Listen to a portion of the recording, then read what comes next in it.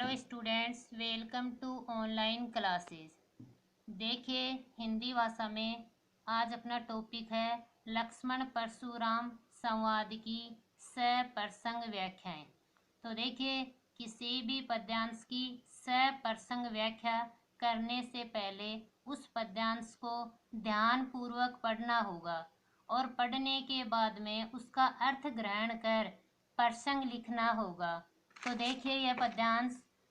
कौशिक सुनुहु मंद यहु बालकु, कुटिल काल बस निज गुल गालकु, भानु बस राकेश कलंकु, निपट निरंकुश अबुद असंकु, काल कवलु होइहि छन माही, कहु पुकारी खोरी मोही नाही, तुम्हें हट कहु जाऊ चहु बारा, कही प्रतापु बलु रोसु हमारा, लखन कहेहु मुनि सुजसु तुम्हारा, तुम्हारी अछत को बरने पारा, अपने मुँह तुम्हें आपनी करनी, बार अनेक भांति बहुबरनी, नहीं संतोषु तै पुनि कछु कहु, जनी रिस रोकी दुसह दुख सहु, वीरवर्ती तुम है धीर अछोबा, गारी देत न पाहु छोबा, सूर समर कर निकरही, कही न जनावही आपू, विद्यमान रन पाई रिपु, कायर कथहि प्रतापु। देखिए, इस पद्यांश को पढ़ने के बाद में किस कवि के द्वारा रचित है उस कवि का नाम लिखना होगा और उस कवि की किस कविता से लिया गया है उसका नाम लिखना होगा। फिर देखिए, प्रसंग प्रस्तुत पद्यांश भक्त कवि तुलसीदास द्वारा रचित रामचरितमानस के बाल कांड से लक्ष्मण परशुराम संवाद से लिया गया है। इसमें लक्ष्मण एवं परशुराम के आवेशमय संवाद का वर्णन किया गया है कि लक्ष्मण और परशुराम में आपस में क्रोध पूर्वक संवाद हुआ था। उसी का वर्णन इस पद्यांश में किया गया है। तो प्रसंग के बाद में देखिए इस पद्यांश की व्याख्या। कौशिक सुनुहु मंद यहु बालकु, लक्ष्मण के व्यंग्य वचन सुनकर परशुराम ने क्रोध पूर्वक कहा, कौशिक अर्थात विश्वामित्र कि हे विश्वामित्र, सुनुहु सुनो, मंद यहु बालकु यह बालक मंद बुद्धि है, कि हे विश्वामित्र सुनो, यह बालक मंद बुद्धि है, कुटिल है, काल के वशीभूत हो चुका है, निज कुल गालकु और अपने कुल के लिए घातक बन रहा है, अर्थात अपने कुल का नाश करने वाला है। भानुवश का अर्थ होता है सूर्यवंशी।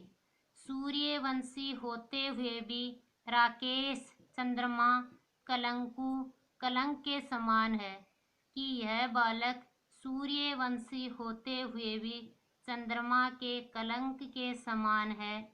निपट निरंकुश अबुध असंकु कि सभी तरह से निरंकुश, उद्दंड, अबुध, मूर्ख, असंकु, निडर कि यह बालक सभी तरह से उद्दंड, मूर्ख और निडर है।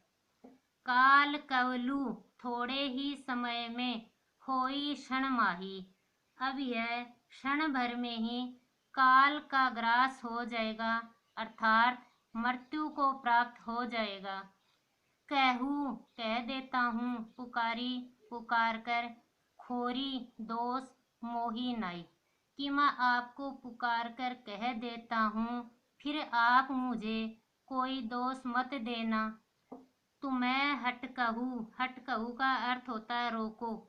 यदि तुम इसे रोकना जहू चहू उबारा, यदि आप इसे रोकना चाहते हो तो रोक लो। कहीं प्रतापु कि मेरा प्रताप, बल, रोसु क्रोध हमारा कि आप मेरे बल, प्रताप और क्रोध के बारे में बताकर इस बालक को रोकना चाहते हो तो रोक लो, वरना ये क्षण भर में ही मृत्यु को प्राप्त हो जाएगा। लखन कहेहु मुनि सुजसु तुम्हारा, आगे लक्ष्मण कहते हैं कि हे मुनि सुजसु सुयस या यस, कि आपके यश को, आपकी कीर्ति को आपके अलावा कौन जानता है।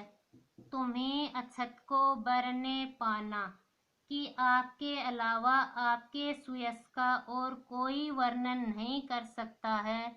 आपने अपने सुयश का अनेक प्रकार से वर्णन किया है। अपने मुँह है तुम्हें आपनी करनी, कि आपने अपनी करनी का वर्णन अनेक बार बहुत प्रकार से किया है, अर्थात अपनी बढ़ाई स्वयं की है। बार अनेक भांति बहु वर्णे, की बहुत ही भांति पूर्वक की है आपने अपनी बढ़ाई। नहीं संतोषु नहीं संतोष है, तय पुनि कछु कहू, तो आप और कुछ कहना चाहते हो तो कह दीजिए। जनी रिस रोकी दुसह दुख सहु, आप अपना क्रोध रोककर इसे सहन मत कीजिए।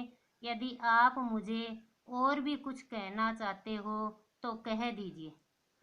वीरवर्ती तुम्हें धीर अशोभा, आगे लक्ष्मण कहते हैं कि हे मुनि वीरवर्ती, आप तो वीरता का व्रत धारण करने वाले हो, तुम्हें धीर शोभा। आप गाली देते हुए शोभा नहीं देते, गारी देतने पाहु शोभा, आप गाली देते हुए शोभा नहीं देते हो, आप तो वीर पुरुष हो। सूर समर करनी करही, सूरवीर ही युद्ध में वीरता का कार्य करते हैं। कहीं न जनावही आपू, वो अपनी बढ़ाई स्वयं नहीं करते हैं।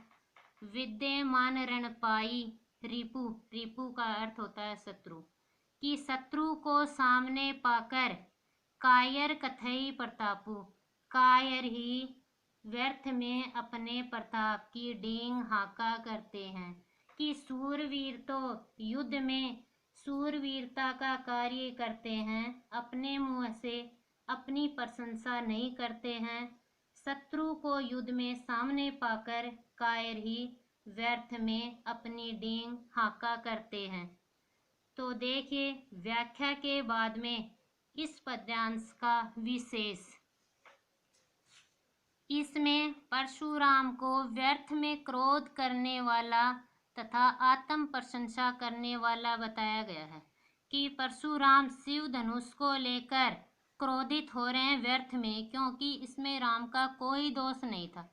आत्म प्रशंसा करने वाला, कि अपने आप को वीर पुरुष वीर योद्धा मान रहे हैं, अर्थात अपनी बड़ाई स्वयं करने वाले मान रहे हैं। दूसरा है दोहा चौपाई छंद का प्रयोग किया गया है, कि लक्ष्मण परशुराम संवाद में दोहा चौपाई छंद का संपूर्ण रूप से प्रयोग किया गया है। तीसरा है लक्ष्मण के वचन व्यंग्यपूर्ण बताए गए हैं, कि लक्ष्मण ने परशुराम को जो वचन कहे वो व्यंग्य रूप में कहे, अर्थात तीखे बाणों के समान उस पर बरसाए गए थे। और चौथा है अवधी भाषा का प्रयोग किया गया है। थैंक्स। आप हमारी ऑनलाइन क्लास को स्टेप बाय स्टेप पढ़ते रहें।